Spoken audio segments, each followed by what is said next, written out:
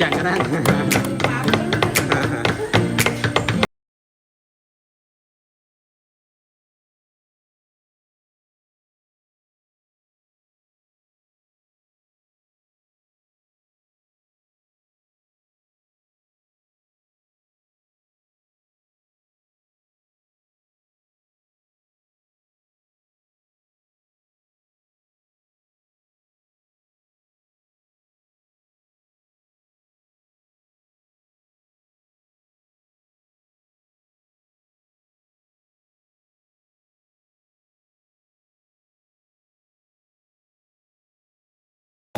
ประเทศลาวเป็นอีกสถาบันหนึ่งที่ส่งเสริมการฝีไม้ลายมือของนักวิจิตรศิลป์ของสปป.ลาวผู้ที่มีชื่อเสียงของสปป.ลาวนักวิจิตรศิลป์ก็หลายคนก็จบจากโรงเรียนนี่เนาะที่ว่าโชว์งานแสดงตามสถานที่ท่องเที่ยวต่างๆแล้วก็มีรูปภาพเดี๋ยวมื้อนี้ลุงล่าสิพาทุกคนไปเที่ยวชมภาพบรรยากาศรวมของงานนี้ว่าจะมีผลงานอีหยังที่ดีเด่นแล้วก็ทึกใจมาแต่ว่ามีภาพหนึ่งที่ลุงล่าตามหาเป็นภาพที่เบิ่งแล้วคือจะถือเข้าที่เป็นภาพอย่างนั้นเดี๋ยวเขาไปติดตามรับชมกันว่าคลิปนี้ลุงล่าจีตามล่าหาโฮปจนเจอบ่แต่ว่าก็จิบ่ซื้อเรามันคือจิแพงฝากทุกคนกดไลค์กดติดตามเพื่อเป็นกำลังใจให้ลุงล่าในการที่คลิปต่อไปได้ไปจะได้เข้าไปติดตามรับชมกันเลยไป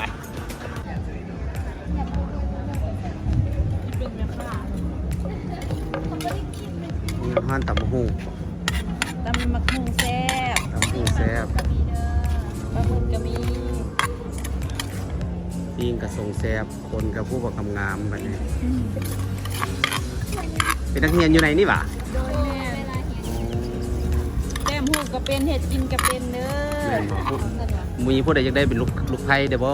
สิวะแม่โอ้ยบ่อึดนี่นะผู้บ่าวนี่นะมันบ่หลายโพสต์บ่จักนี่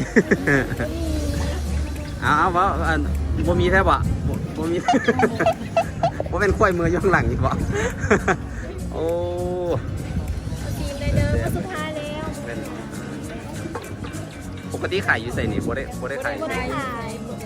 เป็นนักศึกษาอยู่นี่กันเลยแต้มโฮปอยู่ปีใดล่ะแม่ปี5โอ้ใกล้โซเยี่ยมยังบ่จบถ้าติดตามบทจบเด้อติดตามได้อยู่ไสบทจบหั่นเทศสถาบันพี่ซักอยู่ไสนี่กำลังซ้อนแล้วว่าลงไปคนนึงแล้วนอกจากเพิ่นสิเป็นนักแต้มรูปแล้วนักศิลปะแล้วยังเป็นนางแบบอีกได้นี่นะโอ้งามหลายเจเด้อโอ้อันนี้งานแรก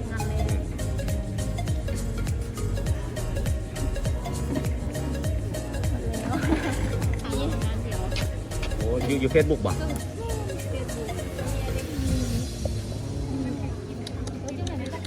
พักอยู่แนวเฮียนนี่เลยวะโอ้คนแข่งได้นี่ใส่สมบูรณ์โอ้บอลมักเที่ยวขนาดได้ใส่สมบูรณ์ไปตลอดได้ขนาดใส่สมบูรณ์ไปตลอดเป็นกลางแคมป์อยู่ถึงกันผู้หัวโลนคุณตรงนี้อากาศดีท้ายปีนี้ก็ว่าสิไปคือกันแถวได้อยู่ใส่สมบูรณ์อยู่ในเทศบาลแปลงอะไรล่ะโบเขาอยู่เมืองคาทูโอ้เมืองคาทูจะออกมาตรงนี้ไปเข้าไปด้านเขตแต่ทางนี้เราออกไปทางลองแจ้งช่วงนี้ดอกไม้บานนะอยู่แถวไหนโซนนั้นดอกไม้มันเป็นทางออกมาทางไปลองแจ้งไปแล้วใช้สมบูรณ์กับไปแล้วลองแจ้งกับไปละเนี่ยแต่ว่าช่วงนี้มันจะงามเป็นพิเศษไปอยู่ค่อยกับนักเที่ยวเฮ็ดคลิปเที่ยว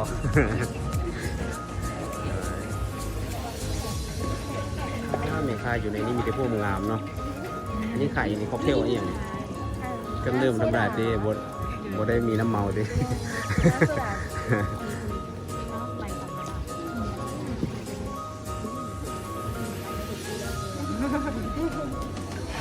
นี่ก็ภาพบรรยากาศทางด้านนอกก็มี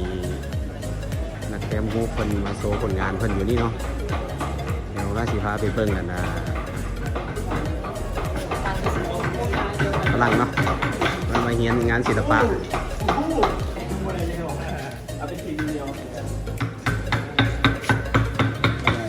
ตัวนี้เลยลูกชายจะเฮียนลูกชาย เดี๋ยวหน้าคือกันอาจารย์แต่แม่ว่า ทุกชายทุกนี่วันนี้แกสลักอย่างนี้อาจารย์ โตพญานาค โอ้พญานาคเนาะเฮ็ดได้จากมือแล้วนี่งานนี้ ตัวนี้วะงานบอก ด้วยสลักตัวนี้ โต3-4มื้อ โอ้3-4 มือ คือสิเลมือนะ Let's smile What's your name Theo. ฮะ Theo. Theo. Theo Theo ที่โอ How old are you 5. 5 Where are you from Australia. Australia Wow Do you like it Yes. ลูกชายที่เก่งภาษาอันฟอร์ดมือตึ๊บ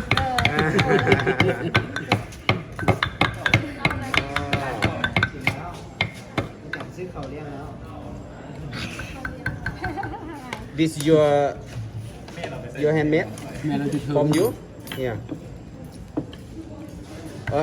or you just do like this yeah Fish. Fish What's the name of fish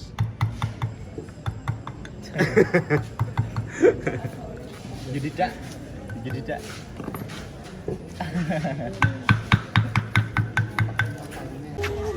มื้อนี้เฮาก็ถือเป็นเกียรติที่มีนางแบบของสปปลาวเฮาเพิ่นให้เกียรติพาลงล่าเที่ยวชมในงานนี้เนาะสิเป็นจังได๋เฮาไปจำชื่อหยังเนาะนางแบบนี่ชื่อหยังก่อน ซื้อนั่นซื้อยังเฮ็ดทองมะลิซื้ออินซื้อน้อยนิดได้ น้อย เรี นิ ย ด นสถาบันวิทยาศิลป์เลย ปีเดียวละปี ปี 5 ได้จบแล้วถ้าติดตามผลงานแล้ว เป็นคนแฝงเลยเนาะ แข่งไปสมบูรณ์ สิเป็นจังได๋เฮาไปติดตามเบิ่งกันโอ้ถือว่าเป็นเกียรติหลายที่เพิ่นให้เกียรติมาพาเฮารับชมนํกันเดี๋ยวสิเป็นจังได๋เฮาไปติดตามชมกันเนาะไปเลยไปเดี๋ยวคนสิพาเรา เทศศิลป์เป็นสายหนึ่งที่เรียนในสถาบันวิทยาศิลป์ของเรา อันนี้เรียนในภาคกิจกรรมอาจจะบ่ฮู้ลงลึกแต่ว่าเดี๋ยวที่ให้หมูแนะนำเกี่ยวกับงาน โอเค อันนี้เป็นรุ่นน้องของเขาที่เรียนที่ถามมีจะบอกคนมาน้องเรียนอย่างปีใดแล้วเฮ็ดอย่าง โดยเฮียนอยู่นิเทศ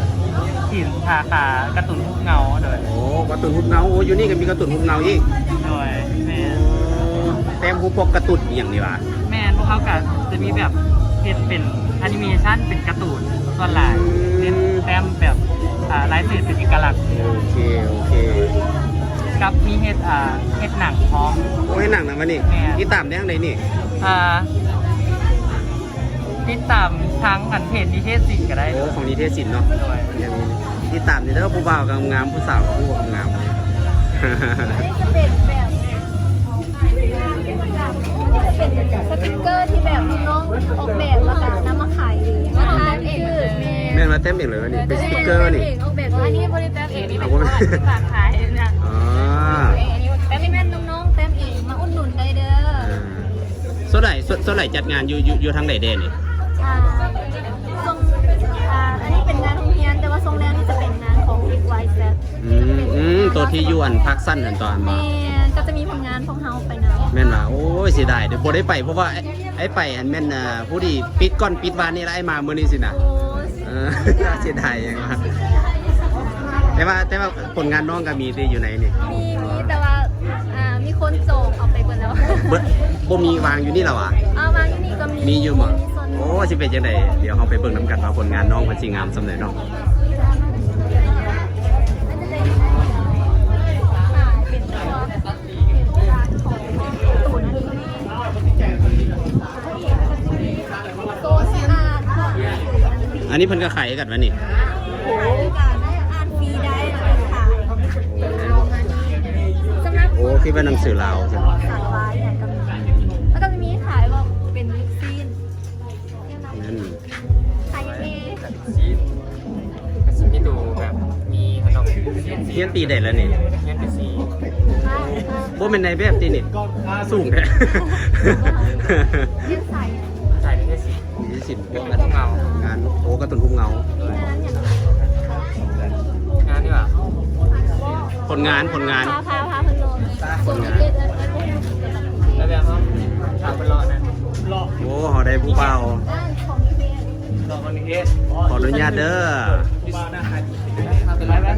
เอารุ่นเรื่อยน้ำหลังเลยรุ่นเรื่อยน้ำหลังเลย ได้ขึ้นกับชั้นเทิงแล้วเหรอ ยังเถอะ ได้เช็ดงามๆแบบว่าอยากให้เจ้าออกแบบก็สามารถมา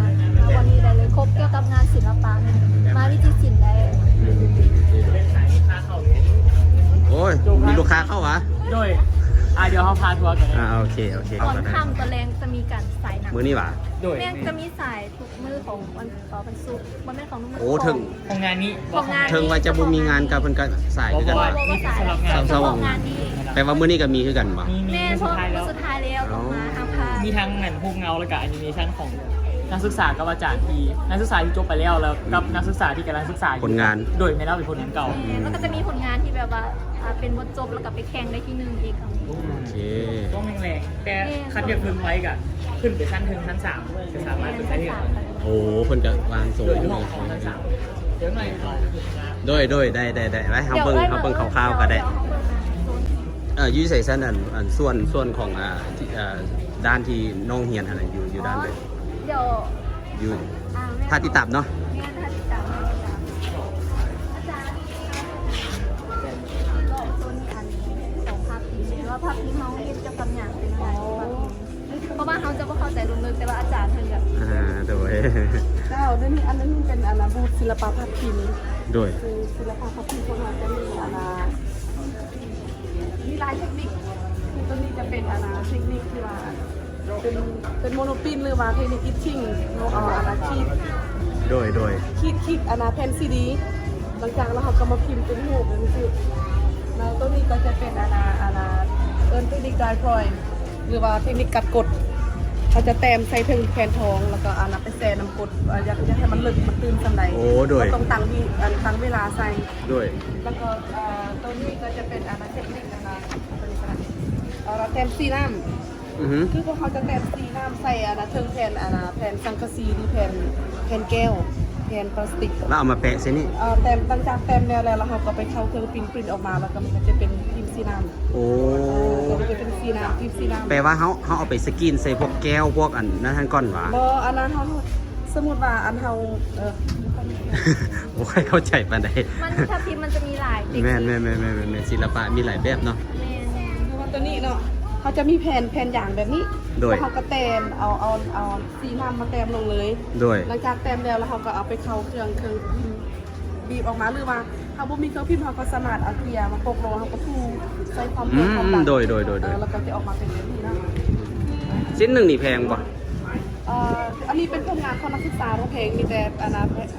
ละแสน โอ้ ว่าขึ้นกับเทคนิคแต่ละเทคนิคตัวเทคนิคยากก็อาจจะแพงขึ้นนิดนึง โดย แล้วตัวนี้ก็จะเป็นเทคนิคแกะไม้ข้าวดำ ตัวนี้จะเป็นเทคนิคแกะไม้ข้าวดำแล้วคือแบบนี้จะเป็นเทคนิคแปเปอร์บ็อกก็คือว่าเขาจะตัดหลังจากเขาออกแบบมาแล้วออกแบบมาได้แล้วเขาก็มาตัดเป็นชิ้นส่วนแล้วก็มาลงสีแต่ละบอกแล้วก็มามิกทูเกเดอร์ โดย แล้วก็ปิ้งออกมาก็จะได้แบบลักษณะแบบนี้ โอ้อันคิดว่าเขาอ่อนอ่ะ โบเมน ยังก็ แต้มลงเลยวะ ผู้กันเขียนเอาเลยโบแมนโอ้ เพราะว่าเทคนิคพวก สมพองานว่างานศิลปะมันลังเทื่อรูปภาพมันอาจจะเบิ่งธรรมดาแต่ว่าเทคนิคการสร้างผลงานมัน ขั้นตอนการผลิตมันบ่คือกันขั้นตอนการ โดย สร้าง แล้วตตอนนี้จะเป็นเทคนิคการยอดกาวคือยอดกาวตัวเขาบ่จำเป็นต้องมันคล้ายๆกับตัวแกะไม้แต่ว่าเขาบ่ได้ลงทุนแกะไม้แต่ว่าเขาเอากาวมาแต้มเลย โดยก้าวอย่างเนาะ กาวลาเต็ก โอ้ก้าวลาเทค เอากาวลาเต็กมาก็เจาะหูทงยางหรือว่าที่ใส่แคมใส่สแลงก็ได้แล้วแต่ผู้ถนัดก็มาแต้มเป็นตามทอง หลังจากนั้นเขาก็สีทาเลย หลังจากปะปะมันแห้งก่อนหลังจากมันแห้งแล้วเขาก็จะได้เซ็นตัวกาวมันนูนขึ้นมา โดย แล้วมันสีทา โดยโอ้แต่ละผลงานโบได้แม่นอันเพียงแต่แต้มเนาะมันคือการเทคนิคการสร้างสรรค์แต่ละแบบ แต่ละเทคนิคทำก็คือครูอาจารย์ทำตรงในครู คือแต่ละเทคนิคนี่มันเพื่อเอามาสอน ไม่เพื่อมาสอนของเขาว่ามีตำราของ ตายโต ของหลักสูตรตายโต โดย คือพวกเขาจะมีเวิร์กช็อปไปต่างประเทศไปใส่ที่ว่าเพิ่นเฮ็ดแล้วเขาก็พยายามมาเฮ็ดออกมามันดีแล้วเขาก็เอามาสอนต่อ โดย ตัวนี้จะเป็นเทคนิคโมโนปินคือโมโนปินก็พวกเขาก็สามารถเอาทุกอย่างที่มาเฮ็ดได้ก็คือว่าเอาเป็นใบไม้ใบหญ้ามันยังเฮ็ดได้เชิญมาเบิ่งตัวเบิ่งนี่ โดยโอ้ถือว่างานนี่ตัวนี้เพิ่นก็ให้ คนงานของอาจารย์ปันคงด้วย โดย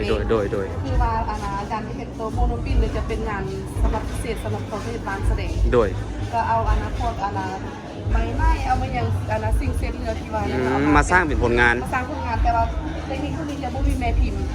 คือว่าพิมพ์ออกมาก็มีแต่สิ่งเดียวสิ่งเดียวในโลกเขาเห็นใหม่มันก็แตกต่างใหม่มันเพราะว่ามันบ่คือแบบแกะไม้คือว่าเป็นแบบโอ้ แกะไม้ซึ่งเขามีแบบพิมพ์แบบนี้เขาพิมพ์10 เทื่อก็ออกมาเป็นแบบนี้10 เทื่อต่างแต่ว่าโทนสีหรือว่ารูปแบบโดยแต่ตัวนี้จะบ่แม่นตัวนี้คือว่าเขาพิมพ์10 เทื่อมันก็จะแตกต่างผลงานชิ้นหนึ่งนี่แพงบ่อาจารย์ตัวนี้เป็นผลงานบางแสดงชิ้นหนึ่ง$200โอ้มีวันนี้ไปขาย2เป็นกระดาษสาบบ่แม่นเลยพิมพ์ใส่กระดาษสาบ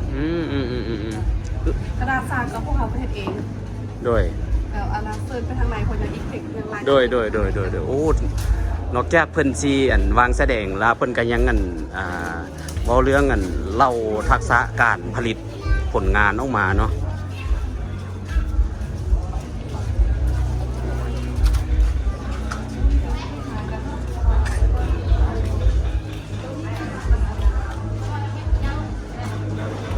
ตัวนี้ก็จะเป็นแกะไม้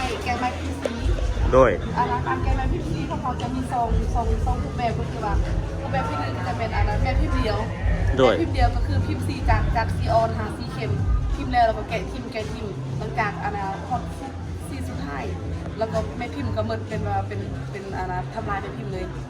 แล้วที่สองก็คือว่าสมมติว่าเราเห็น10 สีเนาะเขาก็จะเห็น10 แม่พิมพ์เขาก็จะพิมพ์จากอ่อนหาเข้มถือว่าคันถ้าเขาสิผลงานที่ออกมาคล้ายๆคือผลงานตัวนี้ถือว่ารูปแบบกับโบคือเก่าแล้วมันบอกคือเก่าแต่เขากำหนดว่าเขาจะเอาจากแผ่นสมมติว่าแบบนี้เขาจะเห็นแบบพิมพ์เดียวนะเขาจะเห็น10 แผ่นก็คือเขาก็มีแต่10 แผ่นเท่านั้นก็เห็น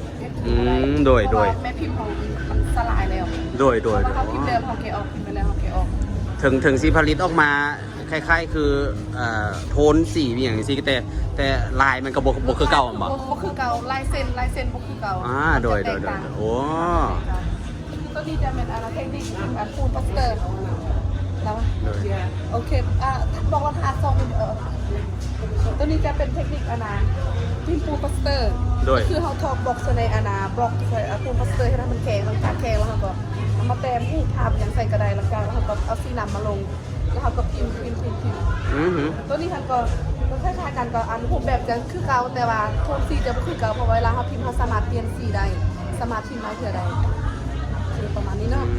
ไปหาแขกก่อนเดี๋ยวขอบใจหลายเด้อขอบใจหลายไปต่อไปเดี๋ยวน้องเป็นสีพาเลาะต่อเนาะเป็นของภาพจิตรกรรมเป็นงานแต้มไป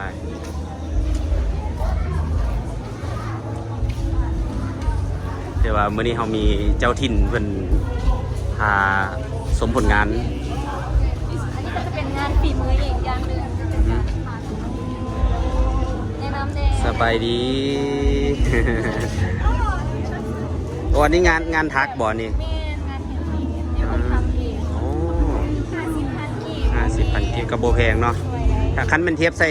แฮนด์เมดดีนะราคาสำนี้ถือว่าโบแพงก็จะมีพวงกุญแจ15,000อันนี้จะเป็นงานของน้องแต้มจะเป็นการแต้มสีน้ำมากับตัดเส้นนะคะไปเอาไปต่อกันเลยของภาคกิจกรรมนี่เป็นงานแต้มเจ้าของที่จะเป็นเทคนิคของสีอะคริลิกของอันเจ้าเองกับประมาณนี้บ่ฝีมือยังไม่ปานนี่อันนี้เป็นของไอ้หินศิลาเป็นรุ่นอ้ายที่จบไปแล้วถ้าใครสนใจก็สามารถติดต่อเราได้ เดี๋ยวเฮามาลุ้นกันเนาะว่าผลงานของน้องเพิ่นสิมีผลงานหน้าตาเป็นแนวใดเนาะ มีคนจบเนี่ย เออ ตัวนี้เป็นแก้มฟิวน้ำแมวอันนี้เป็นของเราเอง แม่นว่าว้าวโอ้โหนี่เด้อทุกคนผลงานของน้องเพิ่นนี่ราคาอ๋อมีเบอร์นี่เบอร์โทรอยู่นี่เด้อ เมนเป็น โอ้งามเลยเป็นเป็นแสงทองเนาะแสงทองตะเวนยามแรงแสงทองส่องฟ้าเนาะโอ้อันนี้มันนั่นวะอันภาควิชาของน้องวะโอ้ ตะกับจะมีทั้งคู่แบบแก้มงานแล้วก็เป็นงานแก้มของอันนี้ก็ของคุณไอจบแต่แล้วราคานะฮะสามารถจะ โอ้ โคตรดีเทล อันนี้เป็นฮุบเสมือนบ่เปิ้นห้องฮุบประเภทใดนี่ เต็มเมืองอันนี้ เต็มเมือง เป็นไซส์สีอะคริลิกบ่ อันนี้สีน้ำมัน อ๋อสีน้ำมัน อันนี้จะเป็นงานแอปแซกเป็นการตัดสีแบบกันอารมณ์ของคนเต็มจะแบบออกมาได้หุ่นเดียวเพราะมันสีไหวแบบเอาสีเฮดเย่นะโคมีทางของเราสามารถมาซื้อเขาโซนได้เราแบบ งานยวนแถวเดินกีฬาเจ้านวงศ์ของน้องก็มีไปโซอยู่หั่นบ่ โลมาได้ไป บ่ได้เอาไปบ่แต่น้องก็ได้ไปร่วมงานไปร่วมกิจกรรมอย่างอยู่หั่นคือกันวะ ก็ไปอันนี้จะเป็นงานประกาศคือการอันนี้เป็นเทคนิคน่าจะเอาสีโดนแล้วก็แปะไป โอ้อันนี้เป็นภาควิชาของเพิ่นเนาะโอ้ถือว่าฝีมือแต่ละสิ้นนี่บ่ธรรมดาอันนี้เป็นอันนู้นนี่มันสี่บ่หรือว่าเป็นอุปกรณ์อย่างอีหยังมาติดเป็นสี่บ่อันนี้ น่าจะเป็นสีผสมกันไปก่อนให้มันแบบได้เข้าโครง ต้องมีสมาธิสำเร็จเนาะ อันนี้ก็เป็นงานแต้มบิ๊กเอาบิ๊กแต้ม โอ้แม่นว่ะบิ๊กวะนี่ คือกัน 7 เศษโอ้อันนี้มันใส่บิ๊กแต้มเด้อทุกคน หลวงปู่สุวรรณคำจันทสารุเนาะ ขาวดำของสอ นี่เท่าไหร่เจ้างานโซที่คือเป็นงานขาย ขายคือกัน น่าจะโซ ทุกชิ้นที่อยู่ในนี่เพิ่นก็ขายเบิดตอนแม่นบ่ จะบางงาน บ่ แบบอยากโชว์ชื่อบ างงานก็สร้างขึ้นมาเพื่อสะสมของจิตรกรเองบ่ นี่อาจจะเป็นงานที่เอาแบบค้างที่ยังไม่อยากปล่อยออก ยังภูมิใจกับมันอยู่ เมนแบบตัวเบิ้งเป็นตา โอ้หรือว่าผลงานของเพื่อนนี่บ่ธรรมดาเด้อ ก็เป็นงานของแบบแสดงเป็นการใส่สีแบบว่าให้มันแบบสะท้อนอารมณ์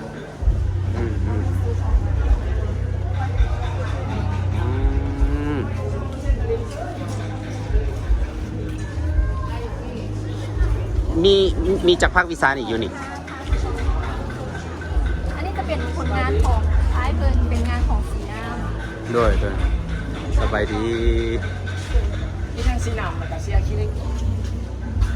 ด้วย งานของนักศึกษาของอาจารย์ ปีใดแล้วนี่ น้องกันจบแล้ว จบแล้ว จบไม้ล่าสุดเลย โอ้เดี๋ยวไปวีซ่ายังฮ้อนอยู่เนาะวีซ่ายังฮ้อนอยู่ ก็ดีการซิปต้องเปิดห้องซ้อน อยู่ใส่เนาะ ซ้อนแดงด้วยจบทำแกลเลอรี่เปิดแกลเลอรี่นำแล้วก็ อยู่ใส่ ยูดอนแดง ตอนเด เปิดอันแกลเลอรี่มันเราเปิดตอนนั้นเรียนรู้ปี3ห้องหรือว่าสถานที่แม่นั้น เนี่ยเขาฟ้อง ห้อง เล เป็ ย นการเรียนจบทำเงินซัพพอร์ตให้แต่ว่าผลงานมันจะเป็นผลงานของน้องเดียวเราจะโซ่เลยนะจะมีผลงานของนักเรียนในโรงเรียนจอมคำเล็กๆน้อยๆก็เอามาแจมฟังกันแล้วก็ใส่สถานที่น่ะคือของซ้อนแต่ โอ้ สถานที่ที่ก็อยู่ในโรงเรียนจอมคำเลยอยู่บ้านดอนแดง เบอร์โทร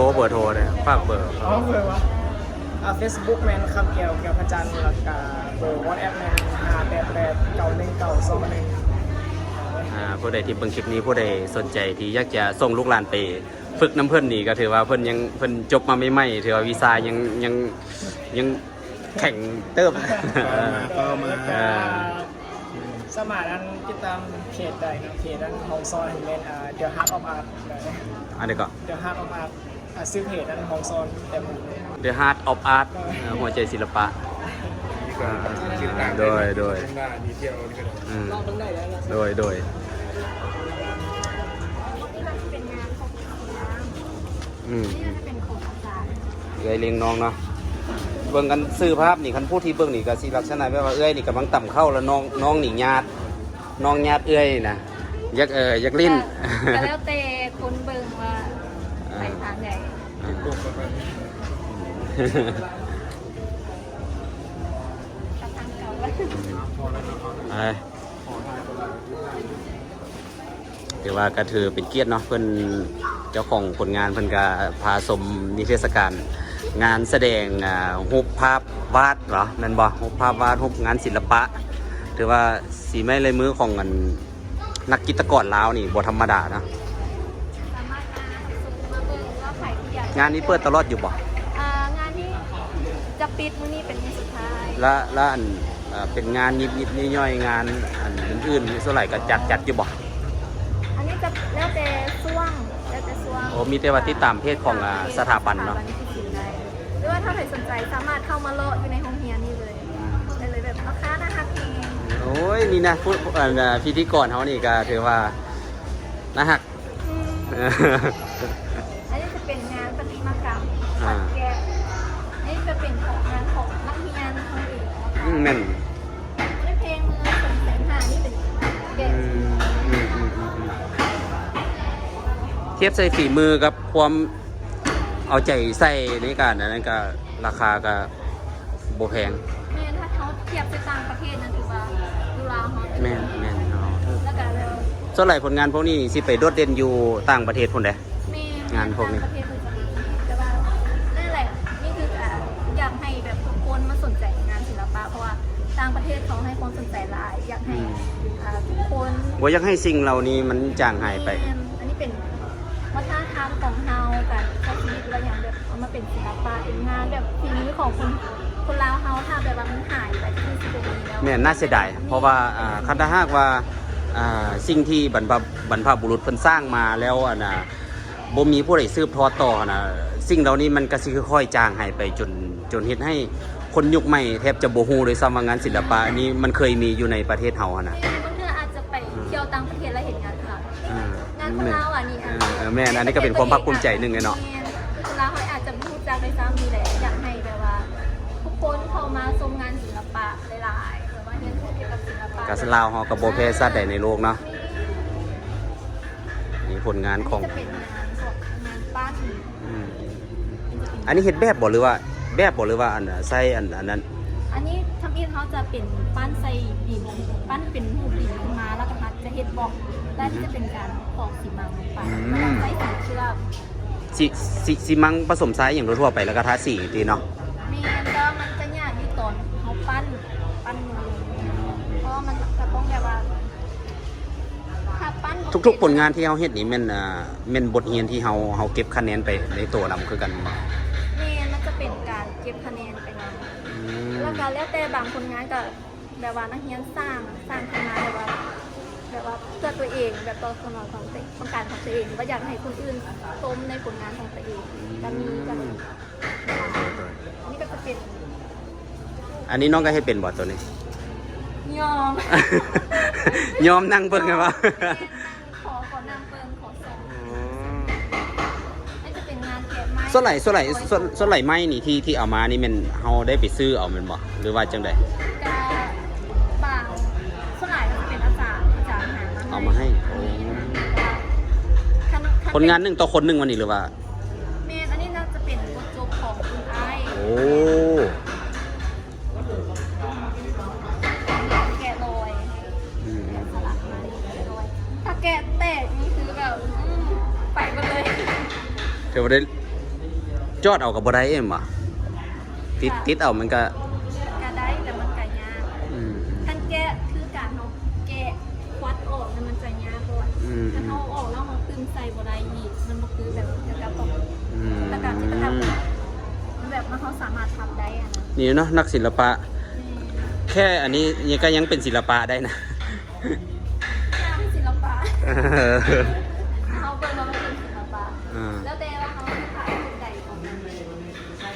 มีอยู่บ่คนภายนอกที่ว่าต้องการอยากได้ผลงานสิ้นลักษณะแบบจังซี่ก็สามารถมาติดต่ออยู่ในนี่ใดคือกันบ่ สามารถมาติดต่อ ก็มีตลอดอยู่บ่ มีเข้ามาตลอด 2-3 มื้อก่อนแม่นแคบแบบเคสมาหลอกแบบผล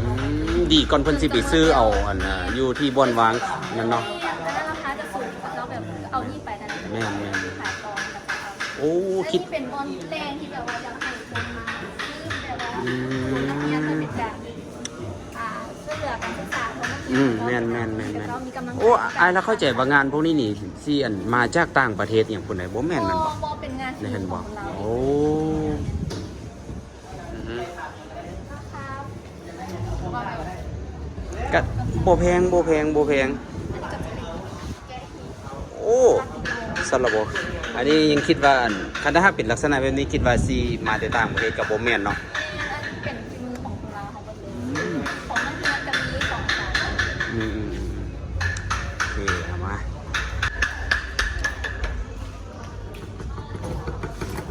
แนะนำสายของตัวเองเลยจ้ะ วันนี้ทำประติมากรรมอันนี้ นี่เป็นตอกจากแกะสลักไม้ พญานาค อาจารย์หลังจากแกะจังซี่แล้วละเอาไปประกอบกับอีหยังเอาไป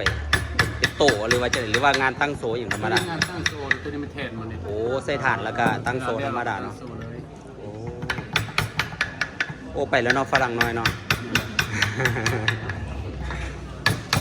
โอเคมา นี่เราจะพาไปของวางแสดง โอเค เพื่อสร้างสรรค์ผลงานแล้วก็จะจัดผลงานให้กับทีมงาน อือฮึ เขาเรียกว่าแบบสามารถมาซื้อหรือกับจองมาทำอะไรเลย แผนในอนาคตนี่จบไปนี่เฮ็ดหยังนี่เป็นนางแบบบ่แม่นอาชีพหลักแต่ว่านางแบบนี่ ก็ร่วมๆกัน ก็มีหลายอย่างที่อยาก เห็นผลงานน้องอันย่างเดินแบบอยู่ในอันเวทีอยู่เห็นอยู่ แล้วก็กำลังจะมีผลงานเดินแบบคือการเป็นของ Wow Fashion Week อยู่ใส่ อยู่พักสั้นวันที่ พักสั้น 26 เมษายนวันที่26วันเสาร์ อืม ไปเบิ่งได้ เดี๋ยว อันนี้เป็น วันเสาร์นี่แมันบ่อยู่พักสั้น วันที่26เดือน โอ้ที่โซหกโอเค เดี๋ยวจะได้สินำไปเบิ่งผลงานน้องเนาะ นี่เป็นผลงานลายมันสุดไปมาก โอ้ เบาเลย อันนี้เป็นผลงานคนที่สร้างสรรค์อาจจะไม่เต้นแบบว่าทายมาเต้นมันจะเป็นแบบ จินตนาการ เรื่องราวจินตนาการแต่กับ โอ้นี่มันบทจบสั้นเลยบ่นี่ เมนบทจะสั้นอันนี้เป็นบทที่3ของไอของผลงานของไอมิลลี่จบไป บิลลี่ แมน แปลว่างานจบสั้นนี่ต้องใหญ่ขนาดนี้เลยบ่ แมน หรือว่าแล้วแต่ เพิ่งจะมีขนาดกำหนดให้บ่ให้น้อยกว่านั้นแมนก็สามารถเดินได้ก็ได้ เฮ็ดได้ฮู้ว่าเป็นผลงานของผู้ใดเบิ่งแก้ลายเส้นว่าหรือว่าเฮาก็ได้ร่วมเบิ่งตอนนี้ว่าเพิ่นสร้างสรรค์ผลงานคือกัน แบบว่าโรงเรียนเขากับบ่ได้ใหญ่แฮงแต่แบบคนก็หลายแบบคุ้นคิดกันนะแบบเขาก็ไปเรียนรู้นำรุ่นอาแบบเทคนิคนี้ใส่เท่าใดแบบไปเบิ่งว่า ถ้าถอนบทเรียน สร้างสรรค์แม่นผลงานของเพิ่นเป็นเท่าใด โอ้ย จะให้รุ่นอาที่จบไป ปีหน้า ก็มีเขาเป็นแบบ เอาแม่นวะนี่ แม่ โอ้เพิ่นเองเนาะ เฮ็ดเกี่ยวกับสุดไทยไทยกวน ก็นุ่งสุดนี่อันนั้นเลยวะ แม่เป็น โอ้คิดว่าเป็นแบบแต่หน้าละกายนั้นน่ะเรื่องการนุ่งถือนี่เพิ่นอันนั้นเอา เพิ่นจะเอาเฮาไปดูเสื้อผ้าของเสื้อกันนูน มันต้องเห็นอารมณ์ของแบบเนาะ นี่แล้วแต่ว่าสักหลังนี่แม่นอันเพิ่นจินตนาการขึ้นมาเอง แล้วก็สีสันตอนสีสันการถ่ายภาพมันอาจจะบ่ได้เป็นแบบนี้แต่ว่า มันจะใส่จินตนาการ ต้องนั่งแบบนี้ดนบ่หรือจังใด บ่โดนแค่เป็นการถ่ายภาพ ฮะ เป็นการถ่ายภาพแล้วเพิ่นก็มาแบบ โอ้มาแกะ ปรับแปลงเนี่ยใส่แบบเติมแต่งจินตนาการให้มันดีขึ้น นี่ฮูปนี่เห็นหิวเข้ากับบ้าน ปิ้งไว้ เห็นอยู่ในฮูปเห็นเข้าอ่านจอโทรศัพท์นะคือขนาด โอ้อันนี้เป็นวัดสีเมืองบ่นี่คือมีเสาหลักเมือง แ อ้อันอยู่ห้องนี้นี่แม่นบทจบสั้นของนักเรียนวะนี่ มันจะเป็นบทจบสั้นของนักเรียนของคุณอ้าย แล้วทึนนี่มันทึนของนักเรียนเองเลยป่ะพวกนี้ อันนี้เป็นเทิร์นของนักเรียนทั้งหมดเลย โอ้คิดว่ามีส่วนร่วมจากองค์กรนั้นองค์กรนี้เพื่อเขาไปขอทุนเพื่อที่จะได้มาสร้างสรรค์ผลงานนี้ ก็ดีเพราะ แม่ ว่าน บ่ แม่นอยากให้คนสนใจสิได้แบบ แม่น คันแบบว่าการซื้ออุปกรณ์เฮ็ดงานศิลปะแม่นราคาสูงแฮงเพราะว่าประเทศเฮาบ่สามารถผลิตเองได้ แม่น เลยต้องสร้างออกมาจากต่างประเทศ บางคนก็มาจากต่างแข่งเนาะ แม่น กันถ้าหากได้แรงสนับสนุนจากผู้ใหญ่ที่มีส่วนร่วมในการศึกษาการเขียนบทจบสั้นนี่ก็ถือว่าดี เพราะว่าบางคนนี่ทุนบ่พอนี่ก็จนว่า ต้อง อยากจบยาก แม่นเพราะว่ามันได้ใช้ทุนหลายสิแหละ อือฮึ ก็มาซื้อหมูอยู่นี่ก็ได้ถือว่าเป็นการสนับสนุนโรงเรียนให้แบบว่าให้โรงเรียนแบบว่าช่วยให้นักเรียนแบบว่าดีขึ้น หรือว่ามาซื้อ มีแรงบันดาลใจเด้คันเวลานักเรียนได้ปล่อยผลงานใดผลงานหนึงออกไปแล้ว มีทุนในการซื้ออุปกรณ์มาต่อยอดในการศึกษา แม่แล้วก็จะมีกำลังใจแบบว่าอย่างน้อยก็มีคนมักแล้ว ให้ความสนใจ แม่ซื้อโฮมเฮาไปเขาก็ยังอย่างน้อยเขาก็คิด การสร้างผลงานของเขานี่ก็จินตนาการและแรงบันดาลใจนี่ก็มาเต็มเปี่ยมแต่ว่าคันถ้าหากว่าเราได้ฮู้ว่าผลงานของเรามีผู้ที่ว่าสนใจแล้วสนับสนุนก็ถือว่าเป็นผลดีต่อเราในอนาคตเนาะ แม่ อ่า ทั้งสองเลยเป็นงานของงานศิลปะ อ๋ออันนี้เนี่ยพ่ออย่างก็ลืมซื้อเพิ่นเลยจะเพิ่นซื้ออยู่เนาะเพิ่นอยู่วัดท่านหลวงนะบ่เป็นหยังไปต่อเนาะ อันนี้ก็แป้งที่เรา ยังว่ารูปนี้ก็อย่าสุเบิ่งตอนหิวข้าวคือขนาด แข่งนอ เก่งเนาะ โอ้ กับอันนี้เกิดประมาณแบบว่าความคิดสร้างสรรค์อันนี้ไอ้เราเห็นเกี่ยวกับวัด แต่ว่าจะเพิ่มไอเดียสร้างสรรค์แบบว่าให้มันแปลกใหม่แล้วก็จะออกมาเป็นประมาณนี้แหละแบบบ่มีอยู่จริงเป็นความคิดสร้างสรรค์ เทพนิยายเนาะถือว่าผลงานพวกนี้นี่คันถ้าหากว่านักเรียนเพิ่นจบจากนี้ไปก็ถือว่าเป็นจิตรกรที่มีความสามารถสามารถสร้างสรรค์ผลงานน้ำวัดวาอาราม แม่มาสอนหรือว่าอยากได้ฮู้แบบว่าหรือว่าฮู้อ้ายเองหรือว่าฮู้ครอบครัวก็สามารถติดต่อมาให้เพิ่นเต็มให้ได้ อันนี้ฮู้ของไอ้เปลี่ยนกระจกไปทำงาน โอ้ เต็มเสือ จือเบิดเนาะ สั้นหนึ่งนี่มีหลายบ่นักเรียนรุ่นที่ว่าเขาเจ้าเก็บสิจบไปหลายเป็นร้อยบ่ห้องหนึ่ง บ่ฮอดแล้วปีเฮากำลังสิจบนี่ถือว่าหลายสุดแล้ว เท่าใดจากคน ตัว65คน จบปีใดเนี่ยจบเดือนใด เดือนประมาณเดือน6ของปีหน้าที่ห้องนี้ก็จะมีแบบโครงงานพื้นเมืองนะอันนี้เป็นทางพื้นเมืองแต้มเกี่ยวกับลาว อันนี้เกี่ยวกับมีอย่างเกาะเราไม่เกียรติป่ะเนาะเราไม่เกียรติอนุมานเนาะโอเคอ่ะ แบบนี้เป็นโซนที่ทางพื้นเมืองเขาอาจจะเห็นในวัดในวาอันนี้ก็เป็นการอนุรักษ์แบบศิลปะลาวๆค่ะ ตัวนี้บางเทื่อการที่เฮาสร้างผลงานใดหนึ่งออกมาเกี่ยวกับจังซี่เฮาได้ออกไปเบิ่งสถานที่ที่ว่าเกี่ยวกับมันบ่ อันนี้สลายจะ เพื่อสร้างจินตนาการ จากพวกเรื่องราวเก่าๆนิทานเก่าๆของเราเอาอยู่ นี่แหละยังให้คนเข้ามาเบิ่งมาชมในร้าน ไอ้ก็หาแต่ฮู้มื้อนี้แหละมื้อกำลังสิข้ามไปฟังไทยได้นี่ โอ้ แล้วพอดีฮู้ว่ามีงานอันนี้ว่ามื้อนี้เป็นมื้อซอยโอ้บ่ไปเทื่อซะนะขอนั่นก่อน ขอบใจในร้านไอ้เข้ามา แม่นก็ถือว่าเป็นส่วนหนึ่งที่มาเผยแพร่ข้อมูลเกี่ยวกับจิตรกรลาวเกี่ยวกับภาพวาดภาพเขียนของประเทศเฮา มีแล้วก็ขอบใจไอ้หลายๆที่แบบว่าเข้ามาถ่ายเข้ามาเบิ่งเป็นอีกส่วนหนึ่งที่แบบว่าให้ จิตรกรรมหรือว่าผลงานศิลปะของเรา เผยแพร่ออกไปเนาะ เมียนให้ทุกคนได้ สุดท้ายนี่มีอีหยังฝาก ผลงานบ่ที่สามารถติดตามได้อยู่ใส่น้องบ่อยากรบกวนเวลาน้องหลายเนาะ สามารถติดตามได้อยู่ Facebook น้อยนิดสายคิดปัจจุบันก็เฮียนอยู่ในวิจิตรศิลป์กำลังจะเกี่ยมเฮ็ดบทจบปี 5 แล้วก็ ถ้าหากผู้ใดอยากติดตามผลงานน้องก็ติดตามได้ทางเพจของโรงเรียนวิจิตรศิลป์นี่เนาะ ถ้าใครสนใจเกี่ยวกับงานศิลปะก็ติดตามเพจสถาบันวิจิตรศิลป์ได้ โอเค สำหรับส่วนตัวอันนี้มันตอนนี้กำลังเรียกหลักๆก็เป็นโมเดลเดินแบบนางแบบแล้วก็กำลังศึกษา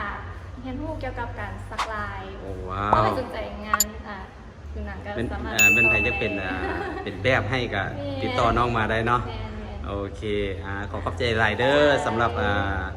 การที่บุคคลที่ว่าเป็นโมเดลของประเทศเรามาพาซองลุงล่าพาเที่ยวมารับชมงานวิจิตรศิลป์ของโรงเรียนนี่เนาะขอขอบใจหลายเด้อบ๊ายบาย